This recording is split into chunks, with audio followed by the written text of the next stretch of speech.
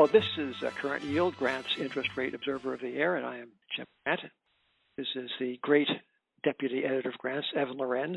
Hey, good morning, Evan. Good morning. Yeah, well, the interval you hear, ladies and gentlemen, is the physical distance between the recording studio here at the Woolworth Building, 233 Broadway in Manhattan, and Evan Lorenz's private off-site office in the borough of Brooklyn. How many miles do you think this is, Evan, between you and me? 6, maybe 5? Something like that, yeah. Yeah, so that accounts for the delay. Even with modern technology, it takes a long time for sound to get to Brooklyn, Evan. The police sirens that I hear at night sometimes argue otherwise. Yeah, well, and but that's not just the two of us, ladies and gentlemen. It's not just the two of us. We have today Karen Petrou, who is the financial consultant and analyst and financial policy analyst par excellence in Washington, D.C., and the author of a book called The Engine of Inequality, and the subtitle, most provocative and most, to evident me, most inviting. The subtitle is The Fed and the Future of Wealth in America. Karen, I'm going to welcome you formally in just one moment, but not before I mention our sponsors. In the first place, as is customary, during, as what we know, these difficult times of COVID-19. By the way, shouldn't we update this for COVID like 21 or something? But anyway, we are sponsored in part by Love and Youth and Spring, as we were a year ago.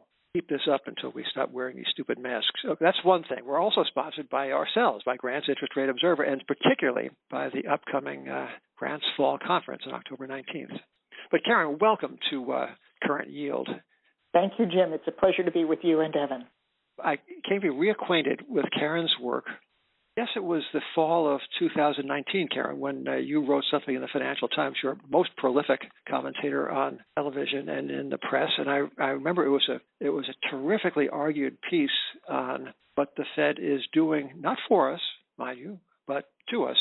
It had to do with the Fed's role in perpetuating, indeed perhaps at some level, creating immense disparities in the distribution of wealth and in the creation of what you call financialization. Could you begin by helping us to understand that word, which people flip around blithely and glibly, but it must know it means something to you because you dwell on it in this very good book. Thank you, Jim.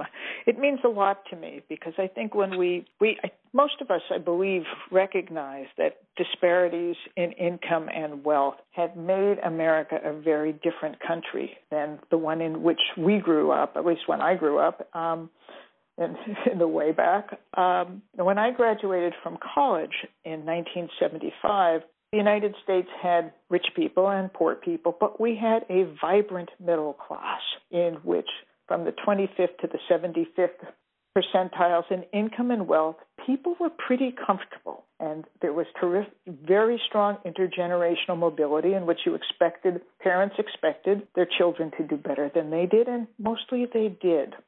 Back then, in 1975, GDP was evenly distributed. Productivity evenly rewarded the rich and the poor. As of the last data I've seen, top 1% in the United States now receives 312 percentage points more than it did in terms of national GDP than it did in 1975. It's a very unequal distribution of the rewards of hard work. And that's changed a lot about America. It's changed our political system. It's changed our health system, as we saw in COVID. And my book is about how it has both changed the way the financial system works and the role of the Fed. The Fed, I'm sorry, go ahead, Jim, please. You say we're financialized. That sounds like weaponized in some way. What does financialized mean? Financialized means an economy in which wealth results not from hard work or the invention of new goods and services, new types of cars, new types of machines, a Boeing airplane or a Ford motor car. It results from coming up with CDOs squared or companies such as Archegos and highly leveraged total return swaps. That's how you make a lot of money in an economy. And in the economy, output in terms of goods is far less significant than services, and financial services in the services category dominate income. and therefore equality. That's a financialized economy, and it's one the United States has become. Karen, I noticed you omitted SPACs. Evan, do you have anything to say about SPACs? Oh, only about 500 things, which is the number of SPACs that are outstanding right now. I only left them out because I forgot, but they're worth mentioning. Evan, what was the one that so struck you yesterday as we were going to press? Canoe. It's an electric vehicle hopeful. They merged with us back in December. They had their first inaugural earnings call on Monday, which was 2 days before this. In their original deal presentation, they said, we're going to build platforms for other OEMs, and Honda's our first partner, and they're going to buy our cars from us. Right. We're also going to sell cars, and we'll also sell cars on subscription. On the conference call, they said, we fired our CFO. The CEO was not on the call, which led to some analysts asking, is he still work for the company? They have said they've de-emphasized selling to other OEMs. It's not clear whether they still have a deal with Honda, and they said the subscription model is kind of expensive and they don't really want to do it anymore. So within 3 months, they basically have changed their business model, or they discovered the business model didn't work, but they haven't had a single dollar in sales yet, so they still have time to figure it out. Yeah, but wasn't the punchline that after this, the stock was down like 25% or something? After all that, the market cap was still $2 billion? It was still $2 billion after falling 20% yesterday. Well, Karen, hope springs eternal. This is what you're talking about, right? Oh, absolutely. I mean, it's very different if they were actually making the cars and selling the cars. But they're not. They're selling whatever it is they're selling, which is not cars. How do we trace this back to the Federal Reserve? How does it get back to the Fed? The Fed, the Fed didn't invent this particular interesting specimen of SPACdom. It didn't actually promote the shares on CNBC. What does the Fed have to do with this? The Fed has to do with the fundamental market dynamic that empowers SPACs and has, in fact, empowered the overall dramatic rise in equity markets and the financial markets since 2010. Once you have a system in which the Fed puts rates negative in real terms and takes trillions of safe assets, treasuries, out of the financial markets, you have a system in which the only way to earn a return is through speculation, yield chasing, as insurance companies have done dangerously for the last decade, and high-risk investments like Canoe. And they've worked because the third thing the Fed has done is it's put a safety net underneath the market. 2013, when it made a faint effort at reducing its portfolio. There was a now famous taper tantrum, and Ben Bernanke said, oh, never mind. Bond markets only shuddered a little bit, then that terrified the Fed, and they said, oops, never mind. In 2018, the Fed again said, well, we're not going to stop amassing our portfolio, but we're just going to let it run off. We're not going to buy new, but we're going to keep everything on and just let it gradually sort of begin to evaporate. About 6 months later, we had the repo market collapse, and the Fed immediately stepped in with huge investments in the market. And clearly, and then again we saw in 2020. Now, in crises, the Fed is supposed to be a provider of emergency liquidity, but that's not what the Fed's been doing since 2010. We saw Jay Powell in 2018. The Fed tries tentatively to raise interest rates just a little bit. Equity markets complain. Powell rushes in January of 2019, and FOMC reverses course. So there is no risk. Well, I mean, we know there's no perceived risk. There is plenty of risk. Oh, yes, I'm sorry. Yes, exactly. Yeah, I want to get back to a word that both you and I used, and I think I used it kind of without thinking much about it. But I used the word with respect to wealth distribution. But nobody's distributing it, right? Doesn't wealth come to those who work and save and who, to be sure, to your point, Karen, play the game, buying low and selling high? The word distributed looks like kind of a sneaky collectivist notion, right? I can hear the Socialist Workers' Party saying that the distribution of wealth, as if there were something besides the invisible hand distributing it. But maybe, to listen to you and to read Engine of Inequality, maybe that non-invisible hand is the network of policies and winks and nods and forward guidance that the Fed has used to levitate stocks, bonds, real estate, what have you. Maybe that's the agent of distribution. Is that a fair reading of what you're saying in this book? It is, indeed, and that's why I call the book Engine of Inequality, to point out that the Fed It doesn't mean to. It just has. Well, you say so often in this book, in a very civil way, well-intentioned policies, but these people did well in school. I mean, I'm sure they tested fine on the GMATs and the SATs. And Ben S. Bernanke, PhD. Evan, what was that? The famous or the infamous Washington Post piece in which he said that we are going to buy stocks and we're going to buy bonds, and the stock market's going to go up. And Jim, I actually had that in front of me just because I knew this would come up. He says, this is what him explaining in 2010 in the Washington Post why QE is going to help everybody. He says, lower corporate bond rates will encourage investment, and higher stock prices will boost consumer wealth and help increase confidence, which can also spur spending. Increased spending will lead to higher incomes and profits that, in a virtuous cycle, will further support economic expansion. So he was basically saying we're going to use higher asset prices to make people feel richer so they spend more. It seems like the problem there is that stock ownership is concentrated in a smaller part of the population who have benefited tremendously from this policy, but not necessarily the bottom 90% of the people who don't own most stocks. Yeah, well, that's Karen's book. That is my book, and I call this trickle-down policy. I mean, the Fed, going back to Greenspan, has put tremendous faith in this, quote, wealth effect, trickle down. Stock prices go up. The theory seems to be that stock prices go up and low-wage workers earn more, and it hasn't worked. You actually talk to these people. I mean, they respect you. You have spoken before these various Federal Reserve banks, before the IMF. I mean, Evan and I could not get an invitation. Evan, when was the last time you were at the Fed? Yeah, I never. But Karen, you move in this world. What do they say to you? I mean, they must address your concerns, no? Well, they do, and responses are, first of all, we need more research.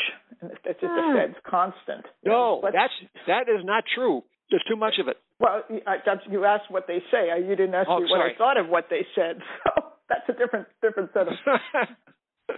All right, more research. Okay. Yeah, and they say that fiscal policy is a far more powerful driver of inequality than monetary or regulatory policy. And then the third thing they say was, you're wrong, it worked. The 2010 to 2020 period was one of recovery. And I strongly disagree with each of those points. I mean, fiscal policy is critical. I agree with that, but that doesn't mean monetary and regulatory policy aren't. But the 2010 to 2020 period was one in which we had the weakest economic recovery since the Second World War. We had an acute redistribution of income and wealth. In my book, I have some charts that show what happens after 2010. And you see tremendous concentrations. The top 1% of this country owns 53% of the equities. Top 10% owns 88%, as Evan said. And the wealthy don't spend. Their so-called marginal propensity to consume is not, they've already got a house. They own more than, in cars. They don't need stuff. They're not out there, as Frances Perkins in the Depression pointed out. Families only, she pointed out, every family only needs one toaster. The wealth effect did not work then, and it doesn't work now, and we see that. Worse still, it creates tremendous amount of financial instability, and we saw that in 2008. We see it again, far worse in 2020 because of the intervening decade that made every aspect of financialization and inequality still more dangerous in the U.S. economy. Speaking of financial instability, that's kind of our business, right? I mean, where would Grant's interest rate observer be without, a little vol, lots of uncertainty? That's useful stuff, right? So, I think you're right. We should compile a couple issues. Right. So, apropos of instability, and long may it live, I want to plug our upcoming fall conference at October 19th at the Plaza. Karen, we've been doing these conferences for more than 35 years, I guess now, at least once a year, and we even did one last year. It was kind of a mixed in-person and dial-in thing on a webcast, I guess. But, we had had live living human beings sitting in seats watching people on stage at the Javits Center in New York, which is an immense cavernous facility that houses, for example, the boat show and the car show, annual boat show. So there we were, 50 brave souls sitting in this looked like the Grand Canyon with tumbleweeds blowing by. But still a must-be event. I know that for sure. Even with the tumbleweeds, it's a must-be. Yeah, so this time Rob Arnott is coming, and Henry Maxey, all the way from London. Yes, from London, if he can get out. We have Harley Bassman, the Uber Quant and James Rasta, a most interesting stock picker from Coast Capital. We have Rudy Frank, who runs Seabridge Gold. Will Thompson. Will Thompson, Evan, why don't you describe how he approaches ESG investing? Because I think this is a really capital firm that he runs with a terrifically imaginative approach. So tell us about how Will Thompson, in a few words, how he approaches green stuff. I think it's easier if you compare what a typical ESG fund looks like. It looks basically like the NASDAQ 100. It has Apple and Microsoft as their biggest components, and it's true, Microsoft doesn't pollute a lot. But Thompson also makes the point, Microsoft isn't also going to drive reductions in carbon intensity and actually help the environment. What he looks for is companies that are reducing their carbon footprint and making changes that actually will lead to better outcomes for, or at least he hopes will lead to better outcomes for the world. And that's where he's putting his capital, and he's trying to allocate capital to companies making those changes. Yeah, where the hockey puck's going to be, right? So he buys companies that are going to be green rather than those that, like Facebook, that have ticked all the client boxes. Anyway, Mike Wilkins, one of the great short sellers and one of the few surviving short sellers, is going to be on hand.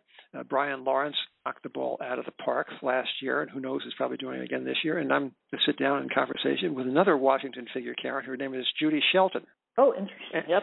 And she came this close to running the Fed. I'm being on the Fed board, but I lived in hope that she, like you, Karen, asks all the wrong, subversive questions, and she would have been such a tonic for the Reserve Board. But anyway, back to Karen Petrou and back to her new and most interesting book, which is called Engine of Inequality, and it's about the Fed and about what the Fed has done to us with respect to exacerbating what might have been underlying trends towards inequality, or maybe not. The Suez Canal was in the news, of course, last week. And in the day, 100 years ago, the Suez Canal was a great disruptive project, because all the capital had been sunk into warehouse space in London to house the inventory that was necessary with the long time required to go around the Cape of Good Hope, and the Suez Canal rendered that capital investment profitless and altogether shook up the world. And Karen, here's a question for you about inequality. Is it not possible that a lot of the prevailing inequality has to do with what used to be called a few years winner-take-all, new digital kind of investment has dumped imaginable, dynastic sums of wealth in the laps of the innovators who don't need to hire many people to make a Facebook has a tiny employee base compared to, say, the Ford Motor Company in 1910. What about the underlying dynamics of business activity in the digital age? Does that not contribute to your story as well? It does, and I have a chapter in my book talking about the other causes of inequality, and I think the technology boom and the nature of the digital empires that you rightly describe is a form of innovation and an important form of innovation. But it would not be anywhere near as disequalizing if it weren't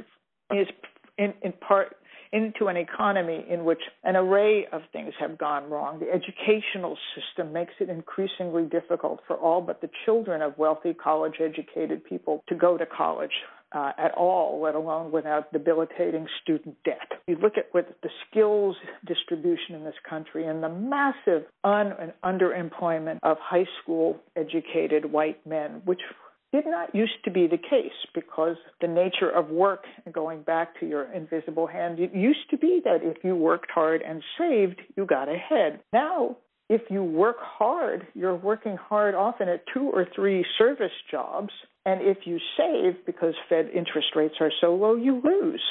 That engine of what was once not economic equality, because there was always distribution and rich people and poor people, but of the rewards of work is what makes the United States such a different, and I think why it's such an embittered and angry country now. Let's talk about how you, if you were running things, which for all I know you may one day do, Karen, I'm not ruling this out, the Petrou plan for making things better. And I'm going to skip the first 2 because not that they're not worthy, but the audience that we're speaking to is, I think, especially focused on the not so inside baseball stuff at the Fed, but the mechanics of central banking. So you propose that the Fed shrink its portfolio of interest-bearing securities, and that it does something to normalize interest rate. Let's take the first one of these first, that is to say, a far smaller Fed portfolio. That's one of your fixes. So why and how is the Fed going about doing this? Is it start selling bonds now? No, the Fed is buying. I mean, the Fed is buying $120 billion bonds to be a month. But would you prescribe that it stop that and begin selling instead? I would recommend first and foremost that it issue forward guidance. I think it is really important not to shock the market. No, I know you love vol, Jim, but too much of it is not a good thing. I think we're all agreed on that. We don't need panics. All right.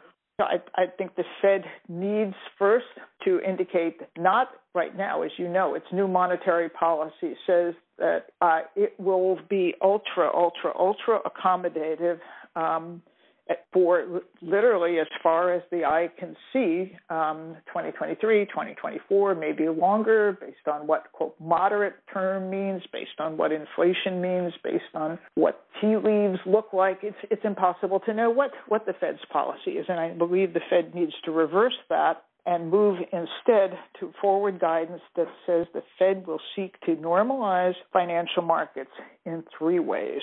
A gradual increase in rates, that's tricky but doable. Most immediately, reduction in the portfolio, particularly important to prevent the negative feedback loop of the bigger the Fed's portfolio, the more banks hold in reserves at the Fed, the less resources go into the economy. We need to stop that. And then most importantly, by a new statement, not the normal, the post-crisis, in 2008, particularly 2011, the central bank mantra, as Evan and I were discussing a little while ago, is whatever it takes. We, the central banks of the world, will buy as many assets and lower rates as low as we can, even well into negative, nominal negative, if that's what it takes to stabilize markets. I think the Fed needs to say no, except in what its statute says it only provides emergency liquidity support.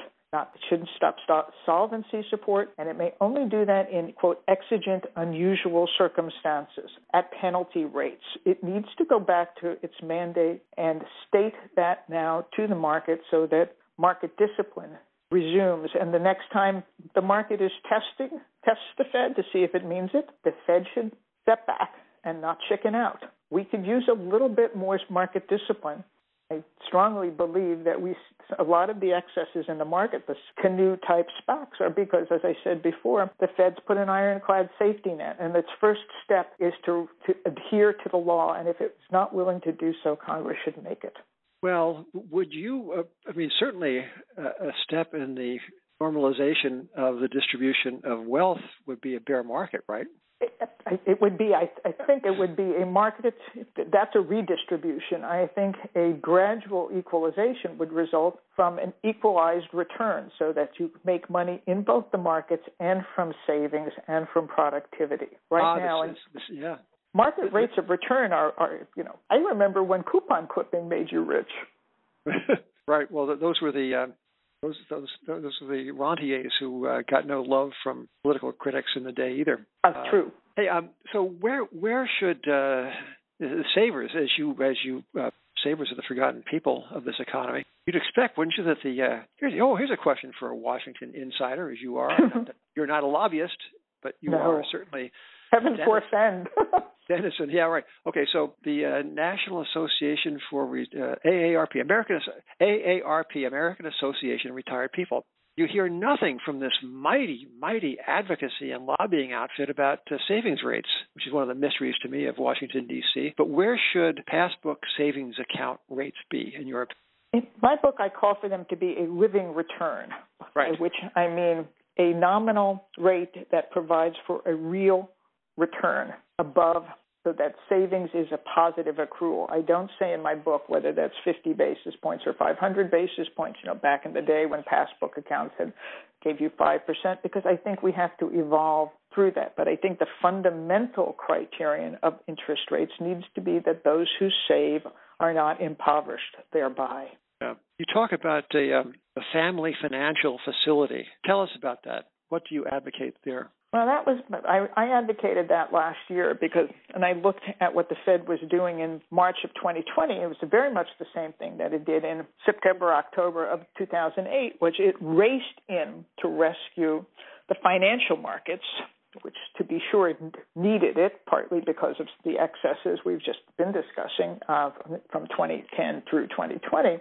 And it did so even to the speculative, highly speculative, junk corporate bonds, ETFs. It rescued anybody with a lot of money. But families thrown into instant financial hardship through no fault of their own, working one day, thrown out of work the next, all of a sudden couldn't pay their rent, couldn't pay their mortgages, couldn't pay their bills. And that was a liquidity crisis as well.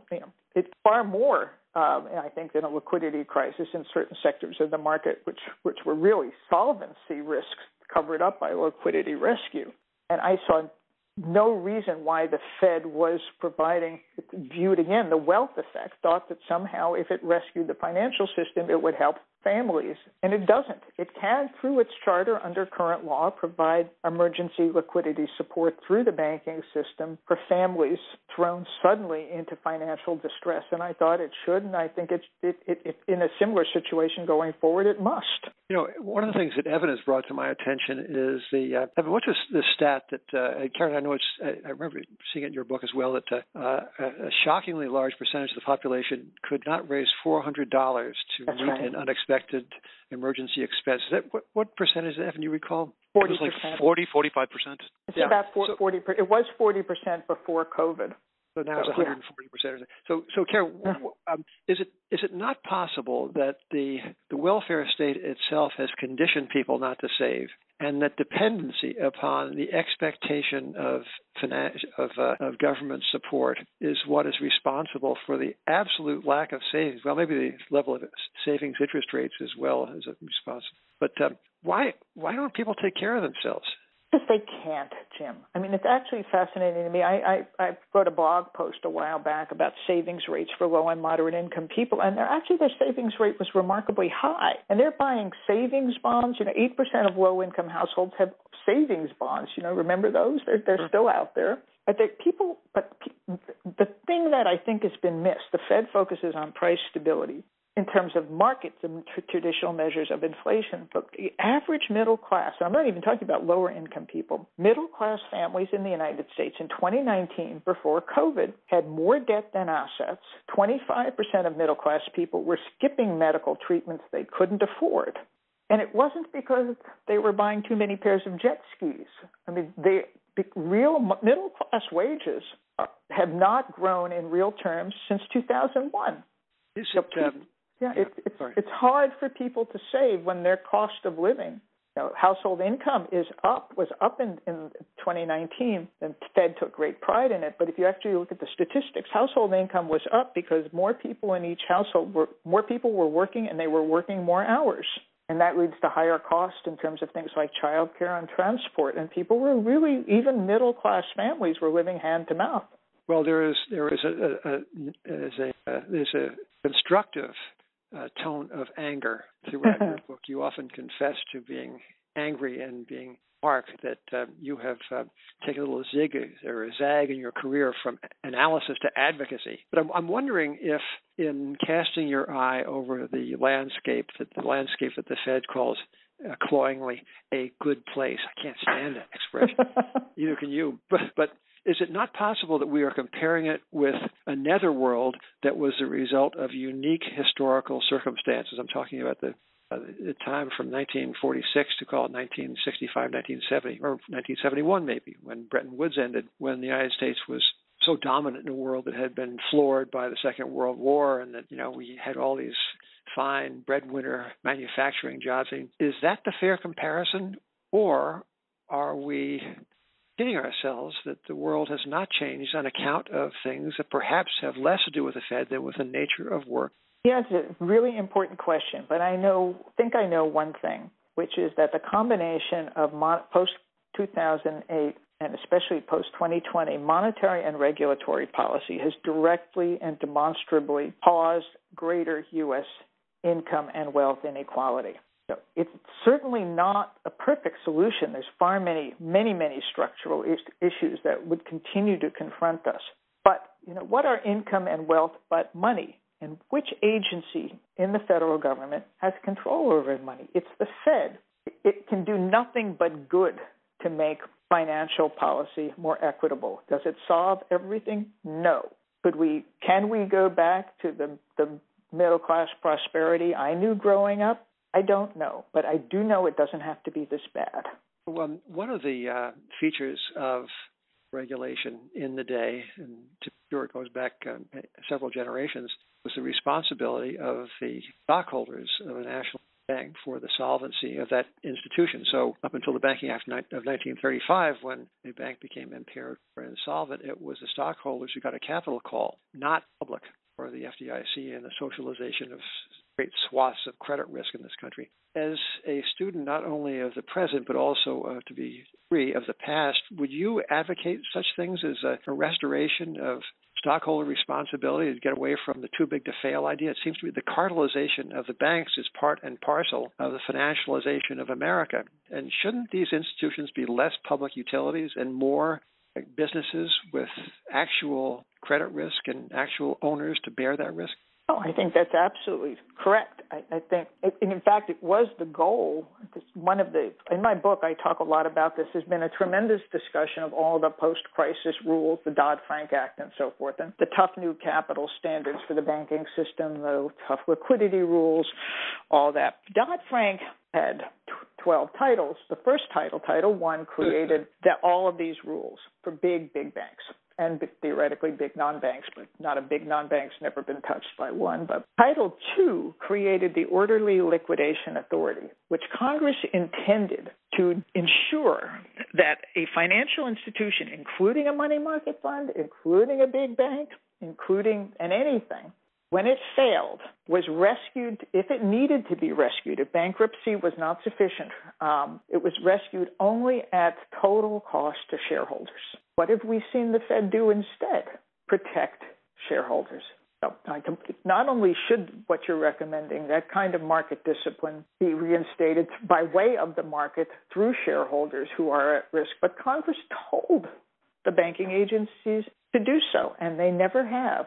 It's completely unfinished business. All of the rules governing Title II orderly liquidation have never been completed because I believe the Fed and the FDIC are just more comfortable thinking that if they're in charge, nothing will go wrong. They don't like the market. They don't trust the market.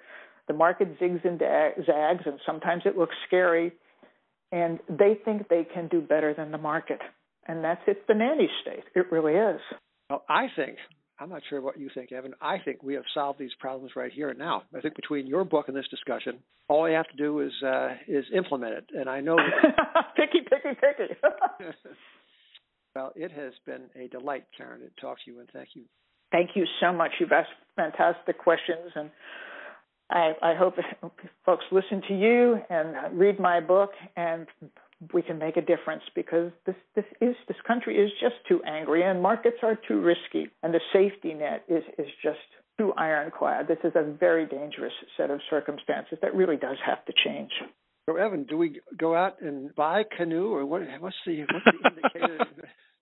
I would sell it short before I buy it. Actually, I think I just stay away from it. Who knows what the Reddit people are going to do with this thing tomorrow?